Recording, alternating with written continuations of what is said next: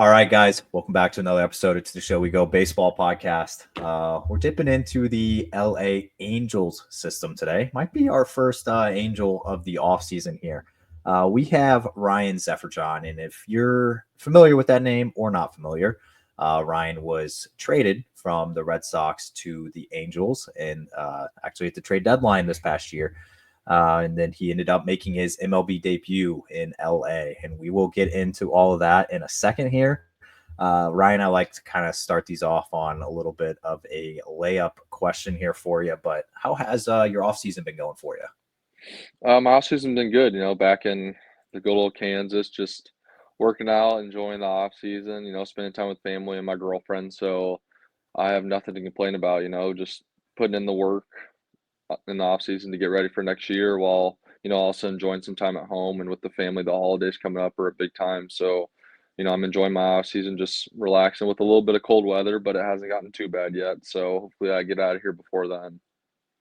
I didn't ask you this before we started recording, but how many Chiefs games you been to? I've been to one since I've been back so far. Okay. So yeah, went to the Saints game. Maybe if I don't know if I'll be here for playoffs, but I've been watching them and following along. So What have you thought about this year with them just barely squeaking by everybody? I mean, they're winning. I'll give them that. They're winning all the games, but they are barely squeaking by these games. Have you been a little more nervous watching games this year? no, I don't. I mean, not necessarily nervous. I think it plays a factor into they play close games. They know how to win, especially when it comes to the playoffs. So I don't think you can't put them down until they lose the Super Bowl again. They can win however they want, but as long as they're winning, it's winning. And I think being able to have those close games and be in those situations are big for them. And I think big in any sport when you know how to win late in game when you play regular season, nail biters. So I think that plays into their hands while the fans and other people, I think, frantically, get distressed and are worried when really that helps. And the only games that matter is when the playoffs come. So I think it helps them and they have advantage going into it. Yeah, I mean they win, and it's they win in the playoffs too, and it's I Hmm. don't think there's a quarterback anybody wants to face less than Patrick Mahomes, obviously. Nope. But all right, so it kills me to talk about the Chiefs, especially in a positive way. So I gotta switch lanes here. I All right. apologize. But let's talk about let's get some of the boring stuff out of the way here. 2024 it was a pretty eventful year for you. Obviously, you made your MLB debut. You got traded. But starting out the year, you started in Double A Portland. You had a very good run, very brief run before you got up to Worcester. So pre-trade, what was your season like for you? Like, what were some things you were working on? I guess what did you think about I guess yourself as going up to Worcester? Yeah, I think for me, the start of the season, I hadn't had a couple good past years. So, starting in Portland, I still had to prove myself there. And I think last offseason, building into that really helped me, take an initiative. And so when I got to Portland, obviously I succeeded quick there, got the call to Wooster. And, obviously it's a little bit of a change, when you're running on such a high, obviously I didn't fail for, 2 months into the season. Obviously, when it hit you, I tried to stop it, but it got, kind of going on a downhill train. And, I had some goods, but the bads that I was working on and, trying to just work on things, obviously command has been my biggest thing, my biggest, flaw with my pitching. So just having those in Worcester, but still, trying to overcome those and, still, going out there and competing and doing my best. And, coming up on the trade deadline, obviously you hear things and see things. And, we were just hanging out and it had actually passed the deadline. And, Flo came and got us from the locker room, me, Lugo, and Nico. And we're like, hey, you guys have been traded to the Angels. And, it hadn't hit yet. You're just kind of packing the bags up and, getting ready. And then as when I got over there, missing my friends, just a little different life, it kind of hits you. So I think it took a little bit to hit. And, obviously getting traded for the first time, it's obviously kind of big and you don't know how to handle it and stuff. But, I think the big thing was getting over to the Salt Lake Bees. They were welcoming and very, nice and helped us settle in. And I think that made it for having a very good and, not a bad transition from a trade to a new team. Yeah, I had your previous manager on this show a couple weeks ago. I had Chad Tracy on, and Tracy, we asked him a little bit about like, hey, you obviously had some guys traded out that you were managing currently whenever they were shipped out, and we were kind of asking him, in regards to you and Nico and Lugo and Nick Yorke, even when he got shipped out as well.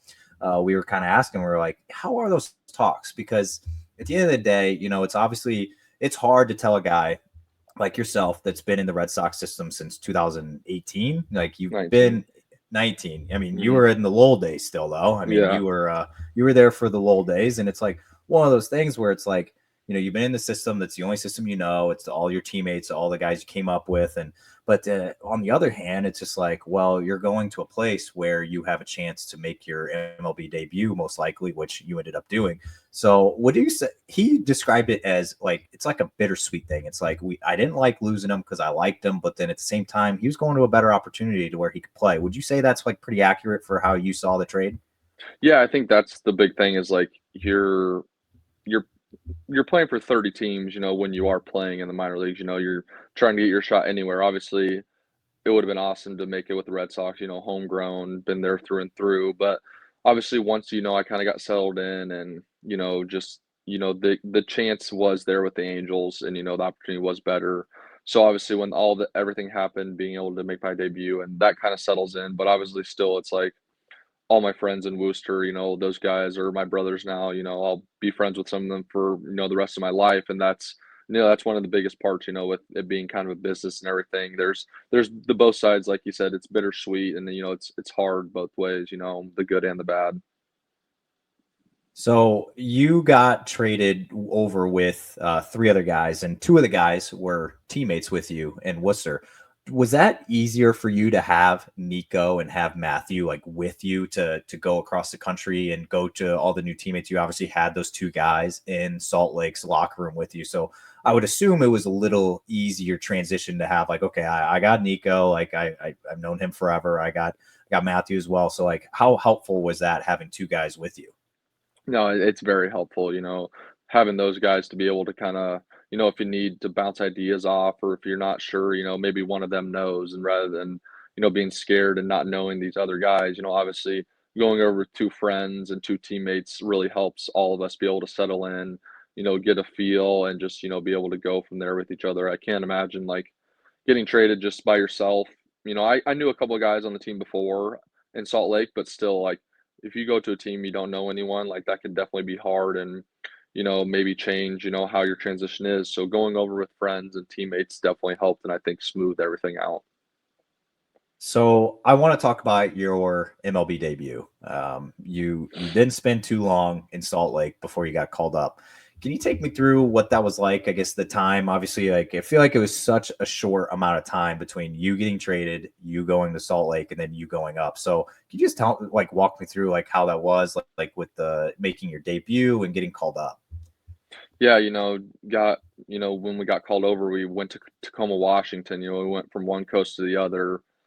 And, just getting settled in, getting back to Salt Lake, I think I was there like 2 or 3 weeks. We went on a trip to Sacramento and then back home and then, just sitting in the bullpen one game and, they called down and told me I wasn't needed here anymore. And I kinda had a crazy one where I had, they were in Toronto, and with it being, across the coast again, I had to get on a flight in 5 hours at midnight and fly overnight to New York City, and then fly to Toronto that day, and then, obviously we played that day, so it was just one of those times where it's like, "Yo, we need you to get on the flight tonight, get ready, get going." So, obviously, that was a lot, didn't sleep on the plane, get there, luckily I didn't throw the first 2 days, kinda got settled in, the nerves, obviously still nervous and everything, but I think a couple of days, obviously, talking to guys and just watching, helped a lot. And then obviously when I got my name called, kind of a unique situation as well, someone got hurt and, I went in, threw one pitch and got a strikeout. So that, being my debut was like crazy. I don't even know how to put it in words. I don't know how many people have ever done that. And then, I had a rough first one, but then it's like as I went, I got settled in. I gained confidence, understanding it's still the same game, but obviously just, you're kind of under a microscope. So that was the biggest thing for me, I think, is obviously having success helped me be able to calm down and just understand, you can do this. Don't put too much pressure on yourself and just, go out and do what you do. And I think that was the big thing for me that helped me succeed this year, was just, staying calm. It's the same game. Just, when they call me, they want me going out there and throwing strikes and getting outs. That's all you can do. Yeah, and you had a lot of success too. And I know it's a small sample size there in the majors, but you were still missing bats. You still limited walks. Like, you were pitching pretty well for being your first 17 innings or whatever you threw once you got up there. But so going into next season, right, where you're a 40-man roster guy, which compared to last offseason, you were in Double-A, you weren't a 40-man guy, you weren't that close to your MLB debut, kind of close, whatever it was. So now you're a 40-man roster guy, you made your MLB debut, you've had a little bit of success in the major. So what does that do for you going into your next spring training? Does that give you a little added confidence? Like, I guess, how is that like mentally for you? I mean, I think it's not gonna change anything mentally for me, and I think last offseason was the going into season was the best I felt, confidence, body, everything wise, and I think it showed with, my success and, a big thing they were, harping on for me this year is like, you go home in the offseason, don't change anything. Don't go chasing things. You're here for who you are. And, I took that with, just in the weight room, training, that stuff. Get after that. But, I'm not going searching and, trying to do something better than I was. I'm trying to sharpen what I have and, go into spring training and try to, win a spot on the major league roster. I think going in and succeeding, I have a little bit of an upper hand with, I've showed that I could succeed, but I still got to go in, show them what I still have and be able to make the team. It's very easy to, go in there not ready to go, and then all of a sudden it's on you, and you might not make the team, and you got to work yourself out of a hole. So I'm trying to give myself, the best opportunity I can going in to make the team, and give them what they need to win.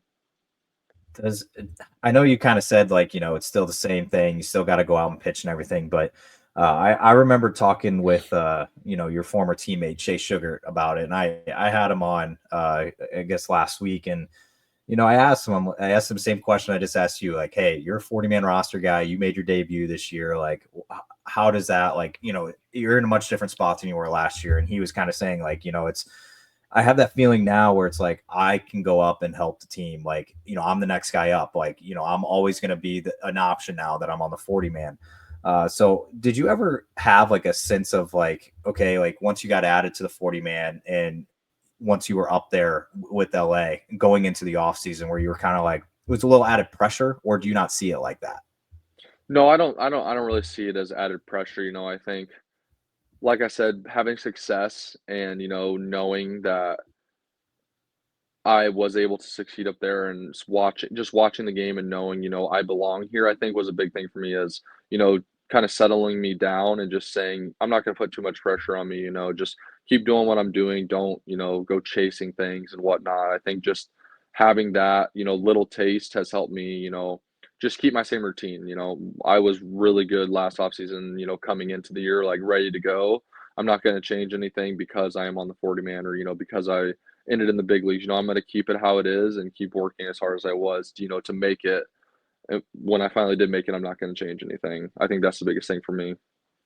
There was a photo shared, and I think the Portland Sea Dogs shared it. And I think it was around late August, maybe early September, of you in an Angels uniform, and you were standing in the dugout with Ryan Miller.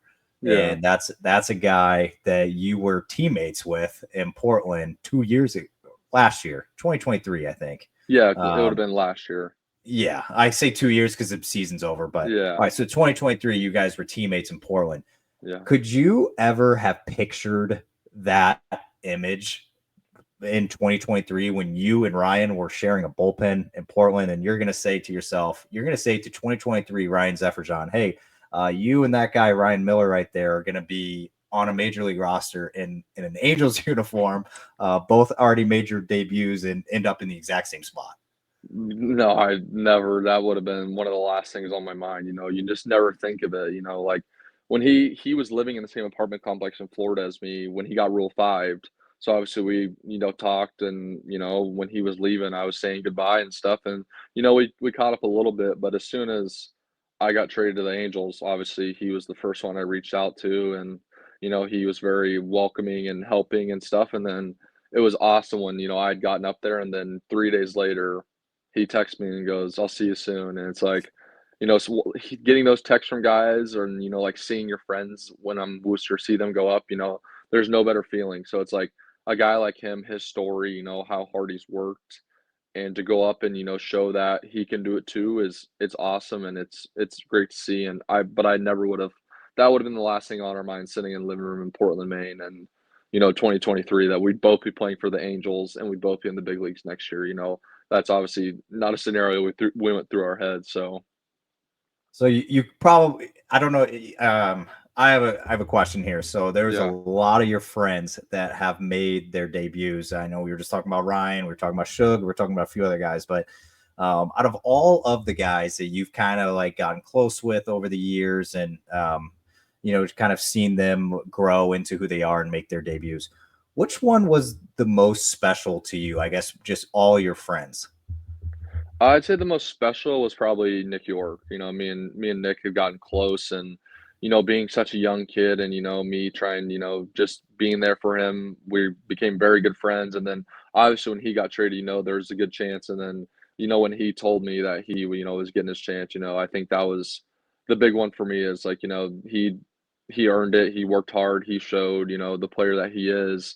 And he also went up there and had success. And it's like, he worked hard and seeing that one, I think is a big one for me. Also, I think Penrod, the way his story where he came from, indie ball to, just popping up out of nowhere and, taking the chance that he got and not looking behind, I think is another big one that, he's a great guy. We were locker mates and everything. So I think that's another big one for me is like, no matter where you are last year, you get your chance and you take it, you can still do something with that. So I think that's another special one. Yeah, Zach Penrod, man, that story is absolutely incredible, and Yeah. I think people all know about his story by now. I hope so. If not, they got to go look that up because Yeah, that they do. that guy has traveled, and it's just the way where he came from and where he is now, man, incredible. It I have is. one more baseball related question, then I got a couple off field questions, and then I'm going to Okay. let you slide. But obviously, we were talking about the trade, and you came up in the Red Sox system for so long, and you're in the Angels now. What kind of differences have you noticed between the two orgs? It can be anything from just like pitching development all the way to just how they go about things. Like, what did you notice on going to the Angels? I mean, I think people kind of just see, little tweaks and things that I could make, in pitching. And I think the Red Sox, they did go to a lot of heavy off speed and they obviously helped me create the cutter and sweeper that I have now. And I mean, they really helped me get those to be my two weapons. And then when I got to the Angels, they're like, we want you throwing your fastball a lot more. So it's like, though both sides seeing, what I have with both and kind of the Angels combining them and those things you just see, what organizations see, some are fastball heavy, some are off speed heavy, some are, this, that. I think just seeing the differences in philosophies and pitching and, getting help from both and combining the two and becoming the pitcher I am, I'm grateful for, both organizations of what they've done for me and, got me to where I am today. Did you keep the I throw Fuego shirt? Yeah, I think it's in my bag and yeah, in the other room. Okay. It's in there. I didn't know if you kept it or not. I remembered that though. I remember you and Guerrero were wearing it around. Oh, So yeah, he loved me and him loved to wear that, us 2 messing around out there, so maybe I'll give it to my brother to wear it or something, but I think it's in one of the bags in there. okay. Yeah, I didn't know if that was something that you're just like, yeah, it's like, I'm moving on. It's like I can kind of ditch that one, but yeah, I don't know. I was curious about that one No, because I yeah. remember you were taking some photos in it and everything, but all right. So I just have a few off the field questions. Obviously, like Alright. we had you on the podcast last off season and we, kind of talked about what you like to do. I kind of know what you do off the field, but I don't know if that's changed or not. Obviously, like, with being on a 40-man roster and you got to spend time with the significant other now. What are you doing in your free time? I'm doing the same thing. I'm enjoying my family time and playing video games. That's what I was looking for. Nothing's gonna change with me. We're living in Kansas City, which there's a lot more to do around there than Topeka, so we're out and about a lot more, and I'm exploring some places, but I still just play my video games, work out, and just like to live my little chill life. So that's nothing's changed since being on the 40 man or getting called up. I still play my video games and hang out with my family and girlfriend while I'm back. So All right, I've you remember Hayden Mullins, right? Did you ever? yeah, Okay, so we lived there's together a for a little bit. okay, so I had Hayden on earlier this offseason, and some of his roommates outed him a little bit, but the amount of hours that he's put in on the new Call of Duty are in the hundreds right Mm. now. Over 200 is what I was told by his roommates. So, um, have you been getting in on the Call of Duty, or are you still? I know you were a big Fortnite guy. What are you playing these days? I'm still on Fortnite. I got the new COD. I played a little bit, but I still run back to my COD ways, and I don't know if I'll ever leave my Fortnite ways. I mean, I loved COD growing up, and that's the game I grew up on, but it's just nothing like it used to be, back in Modern Warfare 2 and that stuff. So once they kind of come back with something like that, maybe, but just some of these new ones, Fortnite's been my way, and I'm just gonna stick with it. So I love the It's show too. crazy. Obviously, when the show comes out, I like to play the show a lot. Were you sending? You probably had a real 99. I know you probably got one Yeah, I sent, did. but are you messaging the guy, be like, hey, my rating on this is a little low? What are you thinking? No, I mean, I'll have my real 99 card, but I probably got like a little common 64 in there or something, the star, got to work my way up on there, the daily Yeah, the daily attributes hopefully go up over the season.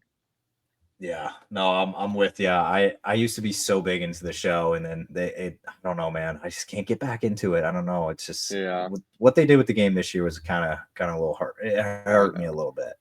Yeah. Um, I got a fun question for you that I'm actually curious about. If you were All not right. playing professional baseball right now, what would you be doing with your life? That's a hard one, with I got my degree in school from business administration, and so I think something, I kind of like numbers, math, finance, that kind of stuff. Think he got a call, I'm assuming. So I'm going to he's a finance bro. But all right, there we go. I was filling the air right there. I know you got a call. All right. I don't know. You're good. I think you got a call, but we're still in this. I did. Can you see my face on the screen, or is it like Oh half? yeah. You're Okay. good. It just shows half on mine. But what were you asking? So you were saying you majored in business Oh, administration and yeah, business. Just I don't know. Maybe like maybe a real estate too. I have a couple of friends in real estate. Maybe buying some of those and working in that. I think a cool thing. I know at least one guy. They do Airbnbs. They've bought Airbnbs, fixed it up. Done that type of stuff. So obviously it's hard. When you're in baseball, not trying. Not thinking about it. Obviously when the day comes, I'll have to figure something out. But I think something with finance or numbers like that, I think was something I'd be most interested in. yeah, after hearing Blaze Jordan's story about him now being a guy who flips houses, I'm like, man, I feel like that's like the perfect kind of thing to have while you're playing baseball. It's like, we're fixing up these houses and moving on from them. And I told him that's probably an HGTV show in the future where it's Oh, like, 100%. he goes in, it's like, hey, I play baseball, but we also flip. I don't know. It's I feel like it's a perfect thing for baseball players, kind of have like real estate or something like that as a side hobby. You could call it flip Uh, it or blaze it. ooh, gotta tell him that one. Maybe I I like might that I one. might let him know. All right. I got one question here before I move to the last segment. It's going to be a real quick one, but this is a part food podcast. I'm a Zaxby's lover, but I'm not going to ask you about Zaxby's. But I need your Mount Rushmore of fast food chains. I just need your top four. They can be drive through or sit down. Um, I'm gonna have to put Cane's up there. That's I'm a fair. Cane's guy. Chick-fil-A for me. I mean, I don't think I can go wrong with Chick-fil-A. Um, I'm gonna have to put Chipotle up there because that's just one of my, kind of after a workout meal. I think I can never go wrong with it. I might have overdone myself on it, but I still go back. And That's fair. then I have never been a big Taco Bell guy, but I mean, sometimes, lately just some of them like cheesy gordita crunches hit really a lot right now. I think people think Taco Bell's the worst for you, but sometimes a couple of those cheesy gordita crunches, they hit the spot, and the spicy ranch in it, has made me a big fan of just getting a couple of those and calling it good. So I might have to put Taco Bell up there just for that. I'm with you, man. The cheesy gordita crunch. I order it every single time. That is a I didn't know go-to. what it was. My girlfriend put me on it, and I'm like, I don't know if I'll like this. And I'm like, wow, like It's this so is good, something I man. could do. Yeah, this I could get It's two of these at Taco Bell and be perfectly fine, and not order the whole menu trying to find something I like. Yep, dude, you've explained it to a T because when me and my wife go, we're just like, what do we get? Like, we don't know. Like, she's kind of all over. She's like, oh, I want to try that. No, I want to try this. Want to try that. It's like Hmm. cheesy gordita crunches, man. Like, I'm good. Don't That's need all I it. need. Yeah. Two of them, and you're good. You're good for the night. All right. Yep. So I got one last segment here for you. I'm still workshopping names on it, so bear with me. I'm just calling it this or that right now. I'm giving you two options, and you just got to give me the which one you prefer. Okay. I'm also going to make you defend yourself if you're in the minority on some of these. They're pretty easy. I think you got Okay. this. Um, they're all over the place too, so All just right. bear with me. When you go on vacation, would you rather go to the beach or to the mountains? The mountains. when Which one do you prefer, summertime or fall time? Fall. It's a good man. Sunflower seeds or bubble gum? Sunflower seeds. Would you rather pitch in a day game or night game? Day game. Ooh, why is that? I don't know. I get myself going in the morning. Some people struggle, maybe hitters getting going in the morning, but sometimes when it's a little warmer and, day game, I think I, like those a little better. We play a lot of night games, so when it's the day game, I get myself ready and then, you got the rest of the day to do whatever you do. I think that's a big thing. Sometimes with the night games, you're consumed all day with, baseball, but if you play day game, you get there, you done, you got the rest of the day, have a nice dinner with the girlfriend, go explore the cities. That's my reasoning. Okay, I don't hate that. I get it. I've actually got a lot more day games than night games, which I've been surprised about. But a lot of Hmm. guys like pitching in the daytime, which is Yeah. interesting to me. I know you haven't started in a while, but I want to ask you this: which one was more fun, starting or coming out of the bullpen? Coming out of the bullpen. Okay, that was easy for you. Yeah, easy. It changed for me, like, yeah, just be able to come out, let it loose for a few innings. That's my type of tea now. Okay. Yeah, I hear a lot of guys say starting because there's like a routine they can get into. They know when they're throwing, blah blah blah, all that Yeah. stuff. But yeah, I feel like with you being, it's been so long since you started. I feel like so. I like getting thrown Um, in the fire, not having to think about anything, just go. yeah, you laid it in. Guys are absolute psychopaths in a good way. Which one would you rather have, a cheeseburger or a chicken sandy? Cheeseburger. Okay, I'm gonna. Have you ever been to Arizona before? Yeah. Okay, which one is worse, Arizona heat or Florida heat? I haven't been to Arizona in the summer. I've heard it's bad. The Okay. humidity, I think, in Florida for me takes it, with just all the time, no matter what time of the day, it's hot.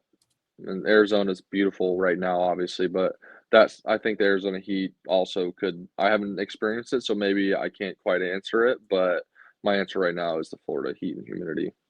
Yeah, because I obviously I knew you were doing spring trainings down in Fort Myers, and then obviously you were in the fall league, but you were there when it's like what, like October, November, like The time. best weather, yeah. Yeah. So I didn't know if you'd ever been like around the same time you'd been to Florida, and I'm always curious who thinks it's worse than Florida humidity. God. Yeah. All right. Which one would you rather watch, HGTV or History Channel? Oof, HGTV. That's a good man right there. I like Yeah. both. Don't get me wrong. Big fan of both. One last question here, and then we'll wrap this thing up. Which way would you rather end an inning, on a strikeout or a double play?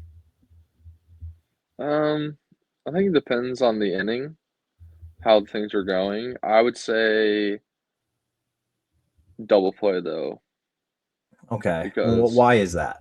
just you might be in trouble, and that is a big way to get out of the inning. And it could, save your day right there. You could have strike out any game, but a big double play could, change the momentum of a game maybe too. Yeah, and I hear both ways. Like I've asked this question to a few pitchers now, and it's like, some guys are just like, well, a strikeout, I can get pumped up, I can give a nice fist pump and stuff like that. But then I'm like, well, double play, you possibly only throw one pitch and you get out of Yeah. it, and you were in trouble with the guy on first. But I like it. I like hearing both ways, though. I Yeah. always, I think it's a always, situation. yeah. I'm with you. Well, Ryan, I appreciate the time coming on once again this offseason. Now a two-time guest, which I very much appreciate. Of We're course. definitely going to be looking out for you in spring training down in the Angels and Arizona for the first time in your professional career. So thank you so much. And yeah, we're best of luck in 2025. Thank you. Thank you for having me.